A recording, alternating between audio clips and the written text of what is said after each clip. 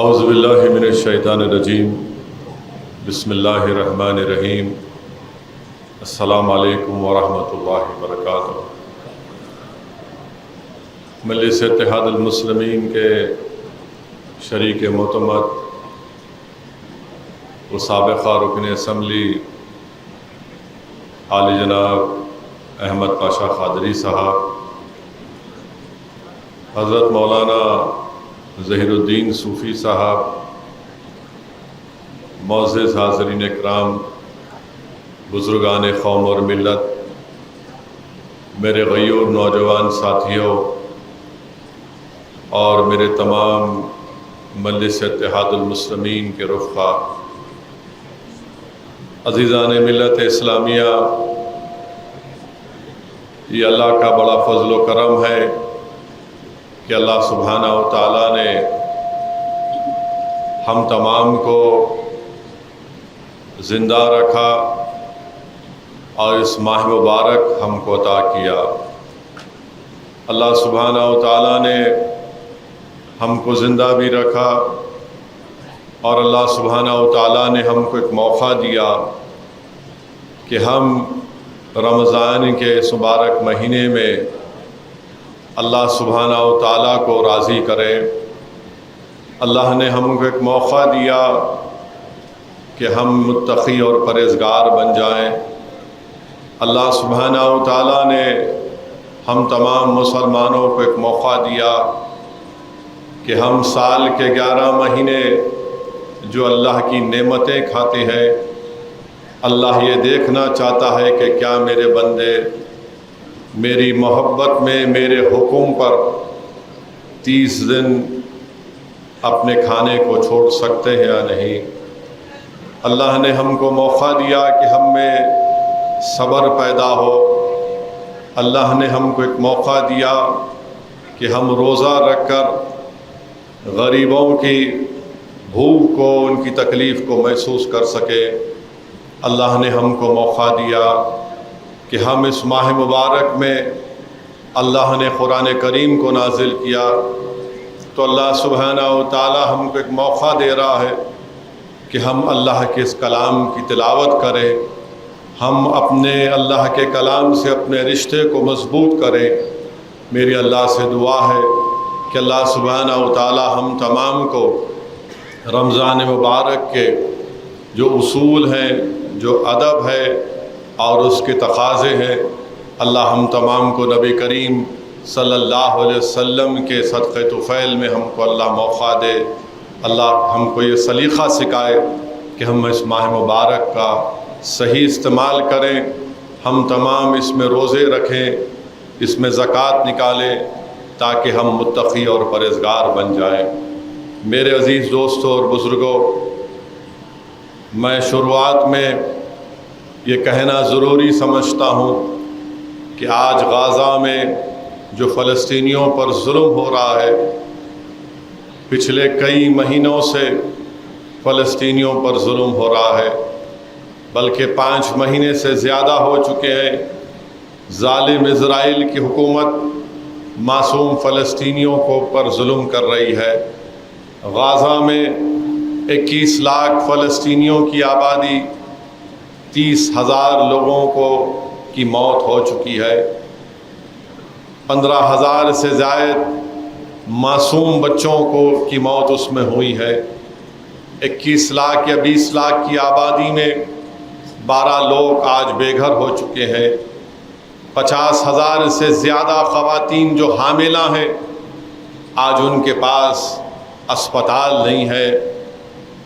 60,000 سے زیادہ لوگ زخمی ہیں، ان کے زخموں کا علاج کرنے کے لیے دوائیں نہیں ہیں۔ پچھلے چند دنوں سے یہ خبر آ رہی ہے کہ معصوم 4 سال 6 سال کے بچے بھوک اور فاقہ کی وجہ سے مر رہے ہیں یا پھر وہ تڑپ رہے ہیں۔ میرے عزیز دوستوں اور بزرگوں، ہم دنیا کے جس کونے میں ہیں، یہ ضروری ہے کہ ہم ان فلسطینیوں کی تکلیف کو اپنے دل میں محسوس کریں، ہم ان فلسطینیوں کی آواز بنیں جو اسرائیل جو بربریت اور ظلم کر رہا ہے غزہ میں، ہم اس کے خلاف صدائے احتجاج بلند کریں۔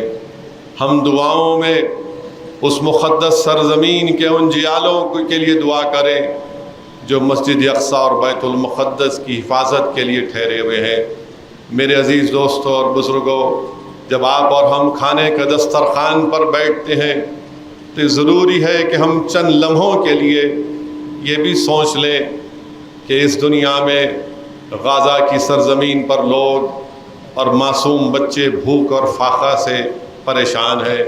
ہم تھوڑی دیر کے لیے یہ بھی سوچ لیں کہ آج ہمارے سامنے اللہ نے طرح طرح کے رزق اور نعمتوں سے ہم کو نوازا۔ افطار کے وقت آج حیدرآباد ہو یا ہمارا وطن عزیز بھارت ہو، ایسے کئی غریب ہیں جن کو کھانا دستیاب نہیں ہے۔ ایسے کئی غریب ہزاروں لاکھوں کی تعداد میں ہمارے وطن میں جو بھوکے سو جاتے ہیں۔ تو میرے عزیز دوستوں اور بزرگوں، اللہ اس ماہ مبارک میں ہم کو صبر کی ٹریننگ دے رہا ہے۔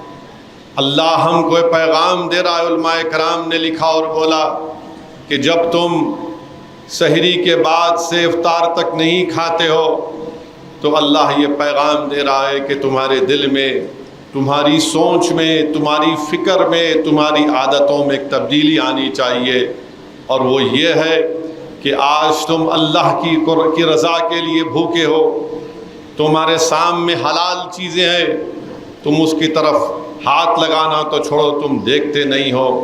مگر پیغام یہی ہے کہ میرے عزیز دوستوں اور بزرگوں، ہم ان غریبوں کی تکلیف کو محسوس کریں، ہم ان کی تکالیف کو سمجھیں اور ان کے لیے کھڑے ہو جائیں تاکہ ان کو بھی انصاف مل سکے۔ میرے عزیز دوستوں اور بزرگوں، معزز بزرگان قوم اور ملت، اللہ کے رسول صلی اللہ علیہ وسلم جمعے کا خطبہ دینے کے لیے ممبر پر قدم مبارک رکھتے ہیں، اور اللہ کے رسول صلی اللہ علیہ وسلم 3 مرتبہ آمین کہتے ہیں۔ نماز جمعہ کے بعد صحابہ کرام نے رسول اللہ صلی اللہ علیہ وسلم سے پوچھا کہ یا حبیب اللہ، یا رسول اللہ صلی اللہ علیہ وسلم، آپ نے 3 مرتبہ آمین کیوں کہا؟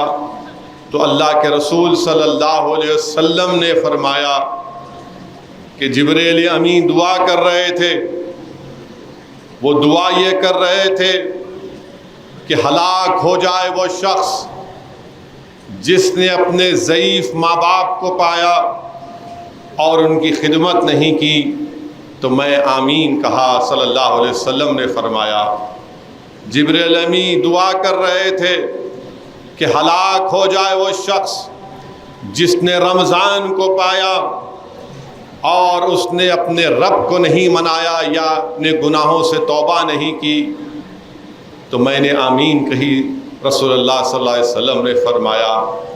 پھر جبریل امین نے دعا کی کہ ہلاک ہو جائے وہ شخص جس مجمع میں محمد مصطفیٰ صلی اللہ علیہ وسلم کا ذکر ہو اور وہاں پر لوگ محمد مصطفیٰ صلی اللہ علیہ وسلم پر درود و سلام نہیں بھیجتے۔ تو رحمت للعالمین صلی اللہ علیہ وسلم نے آمین کہی۔ تو میرے عزیز دوستوں اور بزرگوں، یہ حدیث شریف ہم سے کہہ رہی ہے کہ ہم ایک مرتبہ نہیں بلکہ زندگی کی جتنی سانسیں ہم میں باقی ہیں، ہم ہمیشہ اللہ کے رسول صلی اللہ علیہ وسلم پر درود و سلام کے نذرانے پیش کرتے رہے۔ اللہم صلی علی سیدنا محمد عبدک رسولک رب امی الآل صحابہ وسلم۔ میرے عزیز دوستوں اور بزرگوں، محدث دکن حضرت عبداللہ شاہ صاحب قبلہ رحمۃ اللہ علیہ اپنی کتاب رمضان میں لکھتے ہیں کہ حشر کا میدان ہے، اللہ کے عرش کے پاس حضرت آدم علیہ السلام سبز رنگ کے کپڑے پہن کر کھڑے ہوئے ہیں، اور حضرت آدم علیہ السلام آپ کے اور ہمارے آقا محمد مصطفیٰ صلی اللہ علیہ وسلم کو یہ کہہ کر پکارتے ہیں کہ اے احمد صلی اللہ علیہ وسلم، دیکھو وہ تمہارا امتی جہنم میں فرشتے لے کے جا رہے ہیں اس کو۔ اللہ کے رسول صلی اللہ علیہ وسلم رحمت للعالمین، شافع روز جزا، امام الانبیاء، ان فرشتوں کی طرف دوڑتے ان سے کہتے ہیں کیا کر رہے ہو، یہ میرا امتی ہے۔ تو فرشتے کہتے ہیں کہ ہم بڑے سخت دل ہیں، ہم صرف اللہ کا حکم مانتے ہیں۔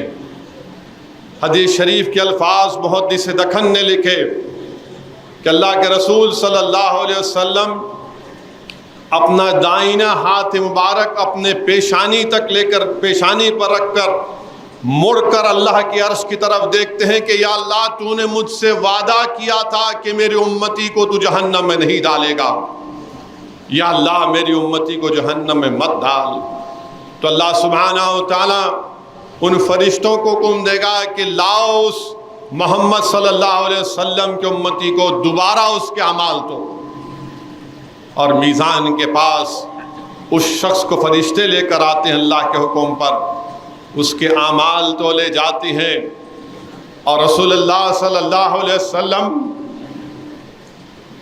اپنے لباس مبارک سے کاغذ کو نکال کر اس میزان میں جہاں پر نیکیوں کا پلڑا اس میں اس کاغذ کو رکھتے ہیں تو اس کے نیکیوں کا پلڑا بڑھ جاتا ہے، گناہوں کا پلڑا نیچے ہو جاتا ہے۔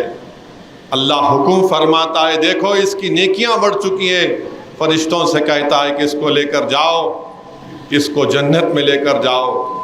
وہ جو شخص ہے وہ چیخ مارتا ہے کہ آپ کون ہیں، آپ کا اتنا نورانی چہرہ، آپ ایسے بے بسی،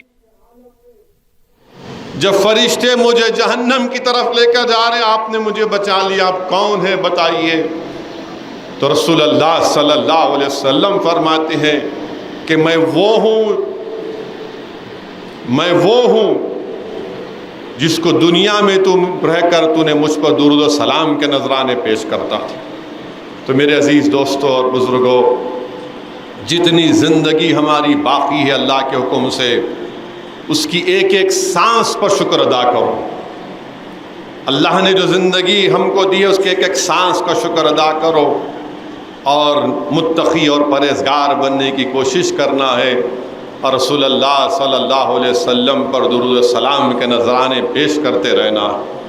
میرے عزیز دوستوں اور بزرگوں، جو حدیث شریف میں نے آپ کے سامنے پڑھی، اللہ کے رسول صلی اللہ علیہ وسلم جبریل امی کی دعا پر آمین کہہ رہے ہیں کہ جس نے رمضان کو پایا اس کی قدر نہیں کی وہ ہلاک ہو جائے۔ ایک طرف فرشتوں کے امام ہیں، فرشتوں کے سردار ہیں، دوسری طرف تمام انبیاء اور رسولوں کے سردار کی زبان سے نکل رہا ہے آمین۔ تو میرے عزیز دوستوں اور بزرگوں، اس ماہ مبارک کی قدر کریے، اللہ ہم کو توفیق دے کہ ہم رمضان کی قدر کریں۔ اور حدیث شریف میں اللہ کے رسول صلی اللہ علیہ وسلم نے فرمایا کہ اگر تم کو معلوم ہو جائے گا کہ رمضان کیا ہے تو تم یہ خواہش کرو گے کہ سال تمام رمضان رہے۔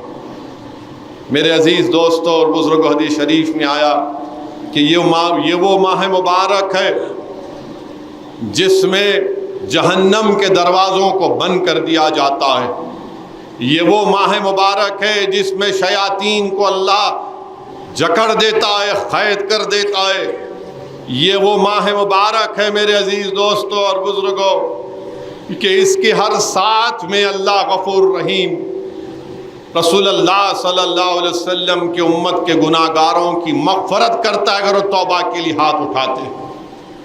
یہ وہ ماہ مبارک ہے جس کی راتوں میں اللہ اپنی شان کے مطابق آ کر یہ کہتا ہے کہ ہے کوئی مجھ سے اپنی گناہوں کی مغفرت کرنے والا۔ سال کے 11 مہینے لوگ راتوں میں اٹھ کر، لوگ نمازوں کے بعد، لوگ اہل دل کے پاس جا کر کہتے ہیں کہ آپ اللہ سے دعا کریے ہمارے لیے۔ کوئی نماز کے بعد دعا کرتا ہے، کوئی راتوں میں اٹھ کر اللہ سے بھیک مانگتا ہے کہ پروردگار معاف کر دے، گناہوں میں لطف ہو۔ یہ ماہ مبارک میں اللہ سبحانہ و تعالی اپنی شان کے مطابق پہلے آسمان پر آ کر یہ کہہ رہا ہے کہ ہے کوئی جو مجھ سے اپنے گناہوں کی مغفرت طلب کرے، ہے کوئی جو مجھے راضی کر لے۔ اندازہ لگائیے کہ رب کائنات کہہ رہا ہے کہ ہے کوئی جو مجھے راضی کرنا چاہتا ہے۔ میرے بھائی، جب اللہ کو راضی کر لیتے ہیں تو پھر دین و دنیا میں اس کو کامیابی مل جاتی۔ اسی لیے بہت ضروری ہے کہ ہم اس ماہ مبارک کی قدر کریں۔ جنت میں ایک دروازہ ہے جس کا نام ریان ہے، اور اس جنت کے اس دروازے سے حدیث شریف میں رسول اللہ صلی اللہ علیہ وسلم نے فرمایا کہ صرف وہی لوگ جا سکتے ہیں جو روزے دار ہیں۔ جب روزے دار پل صراط سے گزرے گا تو داروغہ جہنم، یعنی حدیث شریف میں آیا کہ جب روزے دار کو جہنم میں ڈالے گا تو آگ کمزور ہو جائے گی، تو داروغہ جہنم بولے گا اس میں کوئی روزدار ضرور ہے۔ جب حشر کے میدان میں ریاکاروں کی ایک لائن بنائی جائے گی، مجاہد ہوگا جو جہاد کیا، شہید ہوگا، اس سے کہا جائے گا کہ تو نے کیا کیا، تو کہے گا کہ میں نے جہاد کیا۔ تو اللہ حکم دے گا کہ دنیا میں جہاد اس لیے کیا تھا کیونکہ وہ دنیا میں عزت چاہتا تھا، جو اس کو مل چکی ہے اس کو نکالو، ریاکار میں ڈالو۔ قاری ہوگا، امام ہوگا، حافظ قرآن ہوں گے، بولیں گے نہیں تم دنیا میں عزت چاہتے تھے، پہچان چاہتے تھے، نکالو ان کو۔ مگر ان ریاکاروں کی لائن میں روزے دار کا نام نہیں، روزے دار کا نام نہیں ہے۔ اسی لیے حدیث قدسی ہے کہ اللہ فرماتا ہے کہ روزہ میرے لیے ہے، میں اس کی جزا خود دینے والا ہوں۔ آپ اندازہ لگائیے کہ روزے کی جزا اللہ سبحانہ و تعالیٰ خود دے گا، اور اللہ قرآن میں فرما رہا ہے سورہ بقرہ میں کہ تم روزہ رکھو تاکہ تم متقی اور پرہیزگار بن جاؤ۔ میرے عزیز دوستوں اور بزرگوں، حدیث شریف کئی احادیث ہیں، بس نوجوانوں سے میری اپیل ہے کہ آپ روزہ رکھیے۔ کئی ایسے لوگ ہیں جو رمضان کی قدر نہیں کرتے، جن کی صحت اچھی ہے، جو سفر میں نہیں ہے، جن کے پاس استطاعت ہے، اس کے باوجود بھی روزہ نہیں رکھتے۔ یاد رکھو یہ بہت بڑا گناہ ہے۔ روزہ رکھو میرے بھائی، اور اس کے پورے آداب کو ملوث رکھو۔ روزہ اگر آپ ہیں، حدیث شریف میں آیا کہ روزہ ہیں، اگر آپ غیبت کر رہے ہیں تو اللہ کو ایسے روزے کی ضرورت نہیں۔ حدیث شریف میں آیا کہ تم کھانا پینا چھوڑ رہے، اللہ کو اس کی ضرورت نہیں اگر تم غیبت کر رہے ہو، تم اپنی آنکھوں سے گناہ کر رہے ہو، اللہ کو ایسے روزے کی ضرورت نہیں ہے۔ یہ ماہ صبر ہے، یہ ٹریننگ کا مہینہ ہے کہ تم 30 دن اپنی آنکھوں کو بچاؤ۔ نوجوانوں، اپنی سوچ کو پاک کرو، اپنے دل کو صاف رکھو، اور پھر دیکھو کہ تمہارا مقام کیا ہوتا ہے۔ یہ ماہ صبر ہے، یہ ماہ ٹریننگ کا مہینہ۔ میرے عزیز دوستوں اور بزرگوں، اللہ سبحانہ و تعالیٰ نے اس ماہ مبارک میں قرآن کریم کو نازل کیا، قرآن کریم کو نازل کیا۔ اللہ سبحانہ و تعالیٰ نے اس رمضان کے مبارک مہینے میں قرآن کریم کو نازل کیا، اور قرآن کریم کے بارے میں علماء کرام نے لکھا، بلکہ قرآن کریم میں اللہ فرماتا ہے، سورہ فاطر کی آیات مجھے یاد آ رہی ہے، 29ویں آیات، کہ جو لوگ قرآن کی تلاوت کرتے ہیں، جو لوگ نمازیں پڑھتے ہیں، اور جو مال اللہ نے دیا، دولت مند یہ سمجھتا میری دولت ہے، اللہ بول رہا نہیں، جو مال میں تجھے دیا، تو یہ دولت مند لوگ یہ سمجھتے ہیں کہ میرا مال ہے، نہیں، وہ اللہ کا دیا ہوا مال ہے۔ تو اللہ فرما رہا ہے کہ جو میں نے مال تم کو دیا، تم چھپ کر یا کھلے عام تم غریبوں کی، محتاجوں کی مدد کرتے ہو۔ پھر قرآن کریم میں مفسرین نے لکھا کہ جو یہ 3 کام کرتے ہیں، قرآن کی تلاوت کرتے ہیں، نماز پڑھتے ہیں، اور اپنی دولت غریبوں کو دیتے ہیں، وہ اللہ سے بہترین تجارت کر رہے ہیں، اور ان کا فائدہ ہی فائدہ۔ آپ سوچو، اللہ فرما رہا ہے کہ جو قرآن کی تلاوت کرتے ہیں، جو نماز پڑھتے ہیں، اور جن کو اللہ نے دولت اور مال دیا، جو چھپ کر یا کھلے عام غریبوں اور محتاجوں کی مدد کرتے ہیں، وہ اللہ سے تجارت کر رہے ہیں اور اللہ ان کو بہت فائدہ ہی فائدہ دے گا۔ تو قرآن اللہ کا کلام ہے۔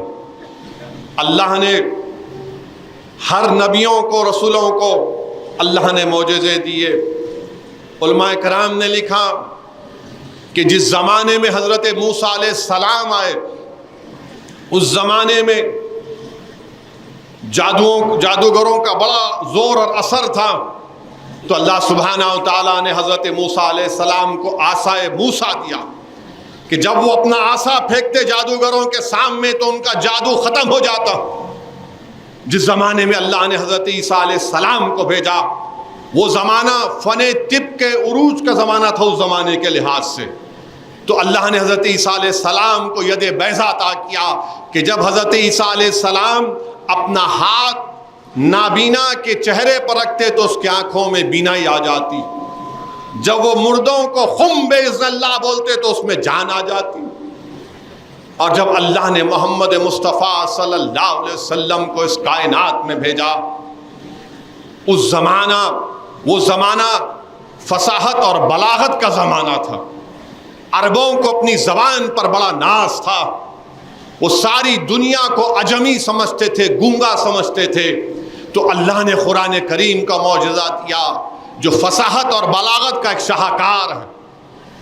اور اللہ حدیث شریف میں اللہ کے رسول صلی اللہ علیہ وسلم نے فرمایا، کیا فرمایا آقا نے، بلکہ قرآن کریم میں اللہ چیلنج دے رہا ہے کہ تمام جن اور انس مل کر اگر تم سچے ہو تو اس جیسی ایک آیات بنا کر لے کر آؤ، ایک آیات بنا کر لے کر آؤ۔ مگر کوئی بھی نہ اس وقت اس چیلنج کا جواب دے سکا، نہ آج دے سکے گا، نہ صبح قیامت تک دے سکے گا انشاءاللہ تعالی، کیونکہ یہ اللہ کا کلام ہے۔ یہ چیلنج ان لوگوں کے لیے ہے جو آج چاند پر اپنا آشیانہ بنانا چاہتے ہیں، اسپیس اسٹیشن بنا رہے ہیں۔ یہ چیلنج ان لوگوں کے لیے ہے جو سمندر کی تہہ میں جا کر اس کی خاک کو چھان رہے مگر چیلنج کا جواب نہیں دے سکتے۔ یہ اللہ کا کلام ہے میرے عزیز دوستوں اور بزرگوں، یہ عظیم المرتبت کتاب ہے کیونکہ اللہ کا کلام ہے۔ اور رسول اللہ صلی اللہ علیہ وسلم نے ارشاد فرمایا، کیا فرمایا قائد عالم صلی اللہ علیہ وسلم نے، جس نے قرآن کی تعظیم کی، جس نے قرآن کی تعظیم کی اللہ اس کی حفاظت کرے گا، جس نے قرآن کی تعظیم کی اللہ اس کو اپنا محبوب بنا لے گا، اور اللہ جس کو اپنا محبوب بنا لیتا ہے اللہ ساری دنیا میں، دنیا کے لوگوں میں اس کو ان کو محبوب بنا دیتا ہے۔ حدیث شریف میں رسول اللہ صلی اللہ علیہ وسلم نے فرمایا، جس نے ان کے ساری کے ساتھ قرآن کی تلاوت کی وہ ایسے ہے کہ جس نے ایک پہاڑ پر سونا خیرات کیا۔ رسول اللہ صلی اللہ علیہ وسلم نے فرمایا، جس نے قرآن کی تلاوت کرنے والوں سے، قرآن والوں سے، حفاظ قرآن سے دوستی کی وہ اللہ کے دوست ہیں، جنہوں نے ان سے دشمنی کی اللہ ان سے دشمنی کرے گا۔ میرے عزیز دوستو بزرگوں، حدیث شریف میں اللہ کے رسول صلی اللہ علیہ وسلم نے ارشاد فرمایا، کیا ارشاد فرمایا کہ جو حافظ قرآن رہتے ہیں، جو خوش قسمت لوگ حافظ قرآن رہتے ہیں، ان کے خاندان کے 10 لوگ جن پر ان کے اعمال کی وجہ سے جہنم واجب ہو چکی تھی، اس حافظ قرآن کی شفاعت اللہ قبول کرے گا اور ان 10 افراد خاندان کو اللہ جہنم میں نہیں ڈالے گا۔ جو لوگ حافظ قرآن رہتے ہیں، جو ماں باپ اپنی اولاد کے لیے محنتیں کر کے دن رات اپنی اولاد کو، اپنے بیٹے کو، بیٹی کو حافظ قرآن بناتے ہیں، حدیث شریف میں آیا رحمت اللہ علیہ صلی اللہ علیہ وسلم نے ارشاد فرمایا کہ اللہ سبحانہ و تعالی حشر کے میدان میں حضرت آدم علیہ السلام سے لے کر جب تک دنیا رہے گی، ان تمام لوگ جب جمع ہو جائیں گے، ان تمام کے سامنے اللہ سبحانہ و تعالی انبیاء اور رسول ہوں گے، صدیقین ہوں گے، شہداء ہوں گے، قطب ہوں گے، اللہ کے ولی ہوں گے، ان تمام کے سامنے ان حافظ قرآن کے ماں باپ کو اللہ بلائے گا اور ان کے سر پر تاج رکھے گا، ان کے سر پر تاج رکھے گا۔ میرے عزیز دوستوں اور بزرگوں، حدیث شریف میں آیا کہ رسول اللہ صلی اللہ علیہ وسلم نے فرمایا کہ سورہ ملک حشر کے دن، حساب کتاب کے دن، سورہ ملک اللہ سے کہے گا یا اللہ یہ شخص قرآن پڑھتا تھا تو اس کو جنت میں ڈال دے، اور پھر سورہ ملک کہے گا اللہ اگر تو میری بات کو نہیں مانے گا تو مجھے قرآن سے نکال دے۔ سورہ ملک جو لوگ پڑھتے ہیں، کیونکہ قرآن اللہ کا کلام ہے، قرآن اللہ کا کلام ہے۔ میرے عزیز دوستوں اور بزرگوں، حدیث شریف میں آیا کہ حشر کے میدان میں روزہ اور قرآن اللہ سے کہیں گے اللہ میں نے اس کو دن بھر بھوکا رکھا تو اس کو معاف کر دے۔ قرآن کہے گا اللہ میں نے اس کو رات بھر جگایا، اللہ تو ہماری سفارش کو قبول فرما لے۔ میرے عزیز دوستوں اور بزرگوں، یہ قرآن کریم ہے، اور حضرت عثمان ذوالنورین رضی اللہ تعالی عنہ کی روایت ہے کہ رسول اللہ صلی اللہ علیہ وسلم نے ارشاد فرمایا کہ تم میں سب سے بہترین وہ ہے جو قرآن پڑھے اور پڑھائے، تم میں سب سے بہترین وہ ہے۔ رسول اللہ صلی اللہ علیہ وسلم نے فرمایا کہ اللہ قرآن سے عروج بھی دے گا اور اللہ قرآن سے بعض لوگوں کو بے عزت بھی کر دے گا۔ یہ واحد کتاب ہے دنیا میں، یاد رکھو مسلمانوں، مجھے بھی اللہ نے موقع دیا کہ میں بیرسٹری کی ڈگری حاصل کر سکا، جو بھی تھی وہ چیز وہ، مگر وہ میرے خبر میں کام نہیں آئے گی۔ دنیا کے بڑے بڑے فلاسفروں کی کتابیں لوگ پڑھتے ہیں، پڑھنا چاہیے معلومات کے لیے، دین اسلام کی حفاظت کے لیے۔ آئیڈیالوجی کی کئی کتابیں ہیں، کئی کتابیں، مگر ایک ہی کتاب جو تم کو اور مجھے خبر میں کام آئے گی وہ قرآن ہے، وہ قرآن ہے۔ کسی آئیڈیالوجی کی کتاب خبر میں کام نہیں آئے گی۔ اگر کوئی یہ سمجھے گا کہ میں بہت قابل ہوں، میں بارٹلا ہوں، میں نے اتنے 100-200 کتابیں پڑھ کر ڈگری حاصل کی، بھائی صاحب اگر تم اس پر یقین کر لیے تو پھر کیا ہوگا خبر میں؟ سورہ ملک کہے گا اللہ سے اللہ یا تو معاف کر دیا نکال دے۔ میرے عزیز دوستوں اور بزرگوں، قرآن کریم، بلکہ محدث دکن حضرت عبداللہ شاہ صاحب قبلہ رحمۃ اللہ علیہ اپنی کتاب میں ایک واقعہ لکھتے ہیں کہ یمن میں ایک اولیاء اللہ کا واقعہ میں نے ان سے روایت میں لکھے کہ حضرت یافعی ان کا نام تھا۔ کسی ایک جگہ پر ایک شخص کو قبر میں دفنایا گیا اور لوگ دفن کر کے واپس جا رہے تھے، اچانک ایک دھماکہ ہوا، دیکھا تو کیا اس میں سے ایک کتا نکل کے بھاگا، تو لوگ پریشان ہو گئے اور جا کے کسی اہل دل سے پوچھا یا پھر کوئی خواب میں اس جو لوگ ان کا انتقال ہوا ان سے بولے کیا تھا معاملہ، وہ کالا کتا کیا تھا؟ تو بولے جب میں قبر میں مجھے دفنایا گیا تھا تو میرے برے اعمال مجھ پر آ رہے تھے، میرے برے اعمال مجھ پر حاوی ہو رہے تھے، تو اچانک قرآن آیا اور قرآن آتے کہ میرے برے اعمال نکل کر بھاگ گئے۔ تو یاد رکھو میرے عزیز دوستوں اور بزرگوں، وہ واحد کتاب ہے، اس کو ہاتھ لگانا ثواب، دیکھنا ثواب، چومنا ثواب، پڑھنا ثواب، اس کی تفسیر لکھنے والوں پر اللہ لاکھوں ثواب بھیجاتا ہے، اس کو بیان کرنے والوں پر اللہ لاکھوں ثواب ان پر بھیجاتا ہے۔ واحد کتاب ہے کیونکہ کتاب اللہ۔ امام شافعی رحمت اللہ علیہ کا وہ مشہور واقعہ کہ امام شافعی رحمت اللہ علیہ ایک نوجوان کو اپنے دیکھتے تھے کہ ہمیشہ دعا کرتا تھا کہ یا اللہ جب میں اس دنیا سے چلے جاؤں گا تیرے حکم سے تو مجھے خبر میں بھی قرآن پڑھنے کی اجازت دینا۔ امام شافعی رحمت اللہ علیہ تعجب کرتے تھے کیا دعا کر رہا ہے امام شافعی ہیں وہ، کوئی حضرت گوگل کے इमाम नहीं है वो, आजकल बहुत हो गए। हर आदमी गूगल पे 2 वीडियो सुन के 100 किताबें पढ़ के अपने आप को अल्लामा बोलता, वो नहीं। इमाम शाफई रहमतुल्लाह अलैह, तो इमाम शाफई सोचते थे कि उस नौजवान को पकड़ूं और पूछूं ये क्या दुआ है। तो एक दिन इमाम शाफई हज में उसको देखते हैं, मक्के में, मक्के के सहन में उसको देखते, बोले मौका अच्छा है। उसके करीब जाते हैं और जैसा उसके करीब गए इमाम शाफई रहमतुल्लाह अलैह, वो नौजवान कहता है कि इमाम, आज ज़ोहर की नमाज के बाद मैं इस दुनिया से रुखसत होने वाला हूँ, ये पैसे हैं, मेरी तदफीन कर देना आप। अब इमाम शाफई रहमतुल्लाह अलैह वो सवाल करना चाहते थे, नहीं कर सके। नमाज हो गई काबे के सहन में, ज़ोहर की नमाज हो गई, सुन्नत नवाफिल जब हो गए तो इमाम शाफई ने देखा कि वो नौजवान नीचे लेटा हुआ है और उसकी ज़बान से कलमा अदा हो रहा है। उसका इंतकाल हो गया। इमाम शाफई, वक्त गुजर गया, वो हमेशा सोचते थे ये इमाम शाफई लिखे, मैंने बोल रहा हूँ। तो इमाम शाफई रहमतुल्लाह अलैह वापस जब दोबारा मक्के को आए तो किसी ने कहा कि इमाम शाफई ज़रा चलिए, किसी का इंतकाल हुआ है, तदफीन का मामला है, चलिए आप।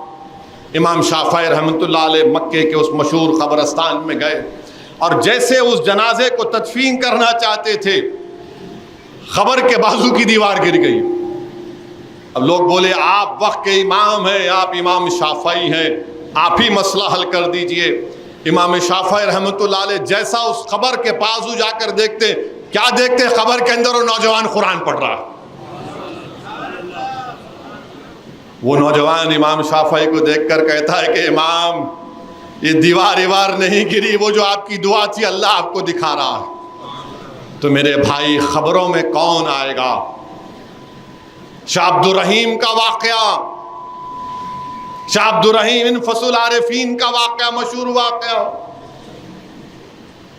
किस पे तरह से ही हो सकता है शाह अब्दुर रहीम रहमतुल्लाह अलैह इनफसुल आरिफीन किताब को, वो सफर कर रहे हैं, दोपहर का वक्त है, दोपहर का वक्त है। उस जमाने में ऐसा गाड़ी नहीं थी, आज से 200 साल पहले। दोपहर के वक्त में शाह अब्दुर रहीम रहमतुल्लाह अलैह अपनी कुरान करीम को निकाल कर तिलावत करते हैं। अचानक एक रूह दस्तयाब होती और कहती है कि अब्दुर रहीम, मुझे मरकर सदियां गुजर चुके हैं, कोई कुरान नहीं पढ़ता, तुम्हारे कुरान पढ़ने से मुझे तस्कीन हो रही है, तुम कुरान पढ़ो। 2 मरतबा 3 मरतबा पढ़ते हैं, बाद में वो थक जाते हैं, ज़ाहिर है दोपहर का वक्त है, गर्मी है। तो उनके भाई जो बाजू आराम फरमा रहे उठते हैं, अब्दुर रहीम, यहाँ पर एक नेक बंदे की रूह है जो मुझे आकर कह रही है कि तुम्हारे कुरान पढ़ने से उसको तस्कीन मिल रही, तुम कुरान पढ़ो। नौजवानों, तुमको और मुझे मरना है, हम सबको मरना है, ज़मीन की ग़िज़ा बनना है। कौन हमारी कब्रों पे आकर कुरान पढ़ेगा? बताओ, कौन आकर हमारी कब्रों पर कुरान पढ़ेगा? याद रखो, नफ्सा नफ्सी का ज़माना है। 1 दिन 2 दिन रोते, उसके बाद सब भूल जाते। ये दुनिया की हकीकत है। खुशकिस्मत है वो माँ बाप जिनकी औलाद अपने माँ और बाप के मरने के बाद उनकी मौत तक उनको याद करके रोते रहते हैं, जो उनकी खबरों पर जाकर फातिहा भी पढ़ते हैं, नमाजों में उनकी मग़फ़रत की दुआ भी करते हैं और कुरान भी पढ़ते हैं उनके लिए। तो मेरे अजीज़ दोस्तों, बुजुर्गों, नौजवानों, कुरान पढ़ो। इमाम शाफई का एक और वाक़या, एक शख्स को बड़ी उम्र में औलाद हुई, बड़ी उम्र में औलाद हुई, तो उसने कसम खा ली कि मैं उसको 2 जहानों की दौलत मेरी बेटी को दूंगा। इंसान जो है खुशी के आलम में बहुत से वादे कर लेता। अब जब बच्ची बड़ी हो गई, वो परेशान हो गया, उलमाओं के पास गया, बताओ ये मैं कैसे कसम से बरी हो सकता हूँ? बोले नहीं हमारे पास जवाब। इमाम शाफई के पास गए, इमाम शाफई ने कहा आसान तरीका है, अपनी बेटी को कुरान पढ़ा, अपनी बेटी को कुरान पढ़ा। वो कुरान पढ़ाता रहा। फिर जब बेटी की शादी का वक्त आया, निकाह का, फिर जाकर पूछा इमाम शाफई से अब क्या? तो बोला जब तेरी बेटी की विदाई होगी उसके बगल में कुरान दे दे, 2 जहां की दौलत तो लेकर जाएगी। ये ईमान है, ये मोहब्बत है। मेरे भाई जुनैद बगदादी صوفیوں میں بہت بڑا مقام ہے حضرت جنید بغدادی رحمۃ اللہ علیہ کا، جنیدی سلسلے کے بانی ہیں۔ جنید بغدادی اپنے ایک مرید کو بولے کہ یہ صندوق ہے، اس کو لے جا کر دریائے دجلہ میں بہا دو، اور مرید شیخ کا حکم ہے، اور کامل مرید وہ ہے جو شیخ کے حکم پہ اف نہیں بولتا، بولے شیخ بولے ختم، گیا جیسا اس صندوق کو پانی میں چھوڑا پانی ہٹ گیا، وہ صندوق اندر چلا گیا، پھر پانی آ گیا، وہ تعجب کر آخر کیا۔ اب انسان کو جو انگریزی میں بولتا ہے انکوزیٹو نیچر، تو ایک دن رہا نہیں گیا، بولا کہ شیخ میرے پیر مرشد یہ کیا ماجرا ہے بتائیے نا، میں بڑا بے چین ہوں۔ تو حضرت جنید بغدادی نے کہا کہ میں نے 12 سال طریقت کے اسرار اور رموز پر ایک کتاب لکھی، 12 سال، پھر 12 سال میں اس کو پڑھتا رہا کہ اس میں کوئی بات شریعت کے خلاف نہیں ہے، یاد رکھو آپ، اس میں کوئی بات شریعت کے خلاف نہیں۔ پھر 12 سال میں سوچتا رہا کہ اس کو چھاپوں یا نہیں چھاپوں، کتنے ہو گئے 36 سال۔ اس کے بعد میں نے کہا کہ جنید کی کتاب کی ضرورت ہی نہیں ہے جب اللہ کا کلام میرے سامنے۔ میرے عزیز دوستوں اور بزرگوں، اللہ کے رسول صلی اللہ علیہ وسلم نے فرمایا کہ جو بآواز بلند قرآن پڑھتا ہے وہ آواز سے لوگوں میں خیرات کر رہا ہے، جو خاموشی سے پڑھتا ہے وہ خاموشی سے خیرات کر رہا ہے۔ تو میرے عزیز دوستوں اور بزرگوں، نزول قرآن کا مہینہ ہے، قرآن کو پڑھیے، سمجھیے، اس پر عمل کرنے کی کوشش کریے، تراویحوں کے نماز میں جائیے۔ میرے بھائی علماء کرام نے کہا ہے کہ 30 دن یا جو بھی 29 دن ہوگا تراویح پڑھنا، 20 رکعت ہے یا جو 8 رکعت جو مسلک کے ہیں وہ مانتے ہیں وہ پڑھنا ضروری ہے۔ ایسا نہیں ہے کہ صرف نماز پڑھے اور نکل گئے۔ کیا 30 دن تم سگریٹ چھوڑ سکتے ہو؟ کیا جب تم دن میں سگریٹ نہیں پی سکتے تم زندگی بھر سگریٹ چھوڑ سکتے ہو؟ جب آپ 12-15 گھنٹے سگریٹ نہیں پیتے تو یقیناً آپ 24 گھنٹے بھی نہیں پی سکتے۔ صرف اپنے نفس کو بولنا ہے اب میں چھوڑ رہا ہوں۔ جب آپ مہینے کے 30 دن آپ اپنی نظروں کی حفاظت کر سکتے تو زندگی بھر کیوں نہیں کر سکتے؟ بالکل کر سکتے آپ۔ جب آپ کی طبیعتوں میں غصہ کم ہو جاتا ہے تو یقیناً اچھی چیز ہے۔ تو یہ مہینہ مبارک مہینہ ہے، ٹریننگ کا مہینہ ہے، تو آپ اور ہم کو اللہ توفیق دے کہ ہم اس ماہ مبارک کی قدر کریں۔ میرے عزیز دوستوں اور بزرگوں، تیسری بات جو میں آپ کے سامنے عرض کرنا چاہ رہا تھا وہ یہ ہے کہ آج کل ایک بیان آیا، حکومت نے ایک فیصلہ لیا، اور فیصلہ یہ لیا کہ وہ CAA قانون کے رولز بنا دیے۔ میں پہلے بھی کہا اور آج بھی کہہ رہا ہوں کہ CAA قانون کو آپ صرف CAA کے طور پر نہیں دیکھ سکتے، CAA کے قانون کو آپ کو NPR اور NRC سے جوڑ کر دیکھنا پڑے گا۔ اب یہ BJP اور سنگھ پریوار کے لوگ بولیں گے تم کیا نہیں چاہتے پاکستان، افغانستان، بنگلہ دیش کے ہندو، سکھ، عیسائی، یہ بودھ مذہب کے لوگ بھارت کو آ جائیں، یہ ان کو شہریت نہ ملے؟ میں کبھی خلاف نہیں تھا۔ ارے جب ہم نے 2 نیشن تھیوری کو ریجیکٹ کیا، مسترد کیا، ہم کیوں اس کی مخالفت کریں گے؟ کوئی اگر ہمارا ہندو بھائی پاکستان، بنگلہ دیش، افغانستان سے سکھ آ جائے، کیا CAA قانون سے پہلے ان کو سٹیزنشپ دینے کا قانون نہیں تھا؟ تھا، بالکل دیجیے آپ، مگر ہمارا اعتراض یہ ہے کہ مذہب کی بنیاد پر نہیں قانون بنایا جا سکتا۔ لوگ بار بار مجھ سے کہتے ہیں تم کیا بول رہے ہو، تمہاری شہریت تو نہیں لیں گے ناصر الدین۔ میں ان سے کہتا ہوں کہ CAA کا تعلق सिटीजनशिप कानून से है, एनपीआर का ताल्लुक सिटीजनशिप कानून से है, एनआरसी का ताल्लुक सिटीजनशिप कानून से है। और कब से हम लोग मजहब की बुनियाद पर सिटीजनशिप देंगे? मजहब की बुनियाद पर जब सिटीजनशिप दी जा रही है तो मजहब की बुनियाद पर छीनी भी जा सकती है। मजहब की बुनियाद पर जब सिटीजनशिप दी जा रही है तो मजहब की बुनियाद पर छीनी भी जा सकती है ना। वो क्या शेर है कि बिगड़ती है जब जालिम की नीयत, बिगड़ती है जब जालिम की नीयत तो ना कोई तदबीर ना दलील काम में आती है।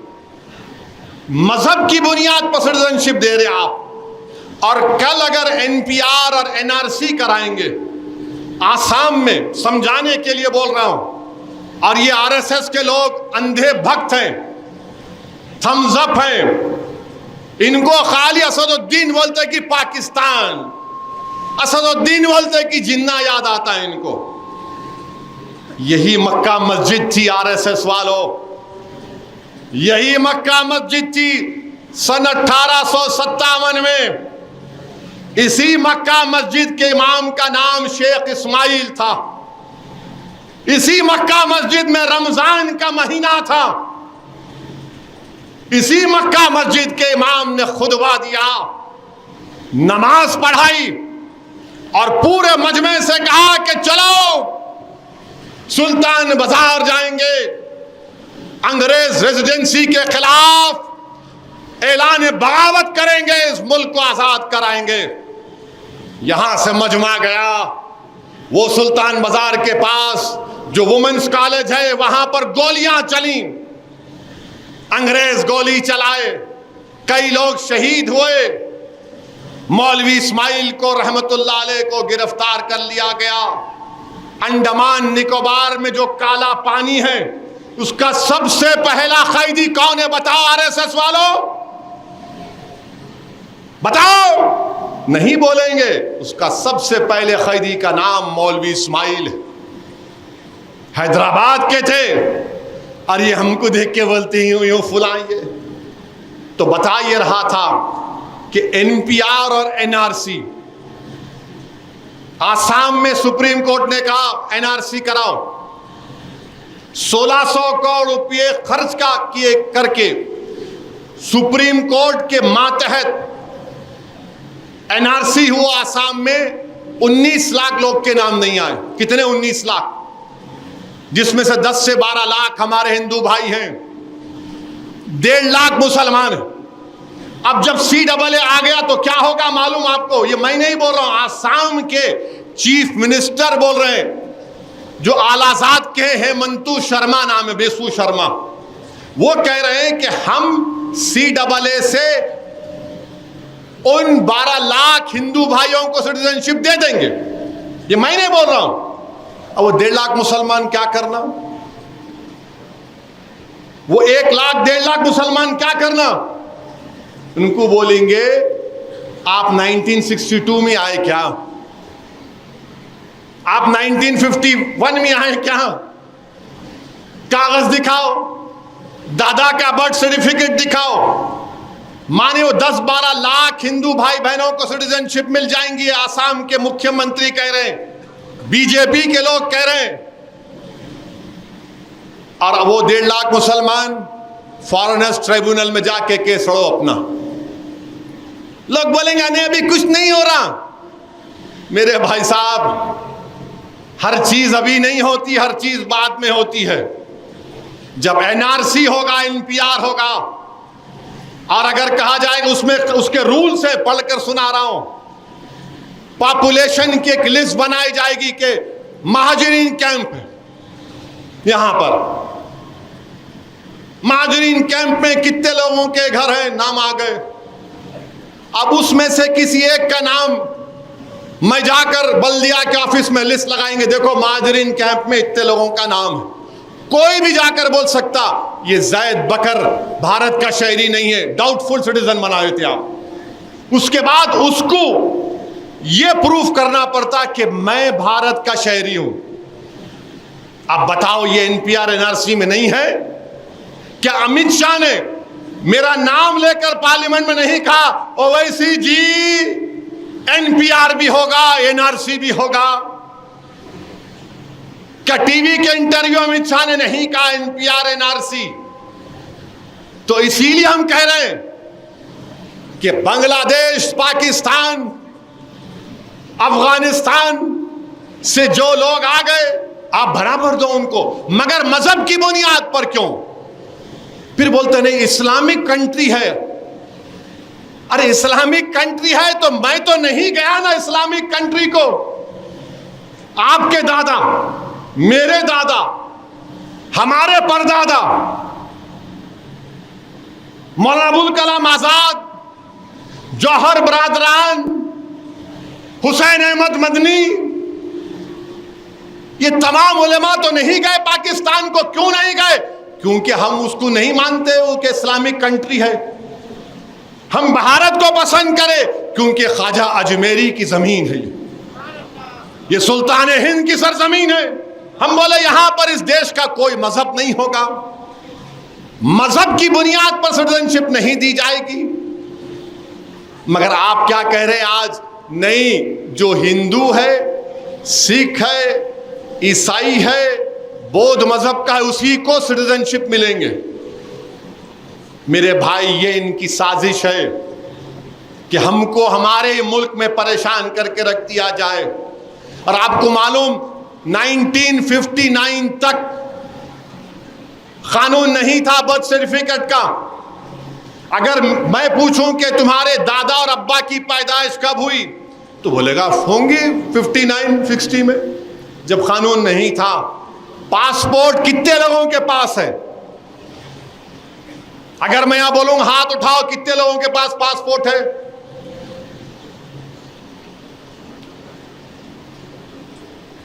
ذرا کیمرہ گھماؤ. اتنے لوگوں کے پاسپورٹ ہے تو یہ پروف ضرور ہے. جن کے پاس نہیں ہے انہوں کیا کرنا؟ گورنمنٹ کا ڈیٹا یہ بولتا ہے کہ پاسپورٹ پورے ملک میں صرف 5% لوگوں کے پاس. 130 کروڑ کا دیش, صرف 5% لوگوں کے پاسپورٹ ہے. آدھار کارڈ کس کے پاس ہے؟ اب آپ فرق محسوس کرو. پاسپورٹ میں کم ہاتھ اٹھے, آدھار کارڈ میں پورے اٹھ گئے. اٹھے نا. آدھار کارڈ جب گھر کو جائیں گے پلٹا کے دیکھو, اس میں لکھا ہوا ہے this is not proof of Indian citizenship. This is not proof of Indian citizenship. اب یہی تو میں بول رہا ہوں. اور 1996 کا ایک ہاں وہی ہے. اب آپ بتاؤ پھر کیا بتائیں گے؟ اب آپ آ کے بولیں گے نہیں آپ جو ہے اپنے دادا کا برتھ سرٹیفکیٹ لے کر آؤ. کہاں سے لے کے آؤں گا میں؟ کہاں سے لے کے آؤں گا بتاؤ؟ ابھی 4 دن پہلے ذوالفقار صاحب گواہ ہیں. پونا سے ایک بچہ فون کیا مجھے, میرے کو یہ بولا کہ کہاں رہنے والے, ہاں جلال کوچے کا رہنے والا ہوں. وہاں پہ ایک دواخانہ ہے, میری اماں میرے کو وہاں پیدا کری. صاحب اب یہ CAA لا رہے لوگ, میرے کو لکھ کے دے دو کہ میں یہاں پیدا ہوا. اب آپ بتاؤ کیا تماشا ہونے والا ہے؟ یہ کیا کرنے جا رہے ہیں؟ ابھی تو امت شاہ بول رہے نہیں نہیں کوئی مسلمان کی سٹیزنشپ نہیں لی جائیں گی. تو مودی کو امت شاہ کو کھڑے ہو کر بولنا چاہیے کہ کبھی بھی NPR NRC نہیں ہوگا دیش میں. بولو بولو NPR NRC نہیں ہوگا. نہیں بولیں گے, نہیں بولیں گے. کیوں؟ کیونکہ ان کے دلوں میں یہ پلان ہے. NPR NRC کرانا چاہتے ہیں, پریشان کرنا چاہتے ہیں. اچھا ابھی ایک سوال جواب کے طور پر گورنمنٹ نے جاری کیا, اور کیا لکھ رہے ہیں اس میں معلوم آپ کو کہ یہ 3 ملک بنگلہ دیش, پاکستان, افغانستان میں وہاں کی اقلیتوں کو ظلم ہوتا ہے. انگریزی کا لفظ پرسیکیوشن استعمال ہوا. تو پرسیکیوشن اگر ہوا یہ دین اسلام کے خلاف ہے, اور ہم اسلام کا نام خراب نہیں ہونے کے لیے ہم یہ قانون مارے. اوہو ابا اتنی محبت ہو گئی آپ کو، ایک مسلمان کو ٹکٹ نہیں دیتے، اور آپ بول رہے اسلام کا نام، بلقیس بانو سے انصاف نہیں کیے، اور اسلام، بلڈوزر سے گھر توڑ دیے، اور اسلام، بچوں کو گولیاں مار دیے، اسلام۔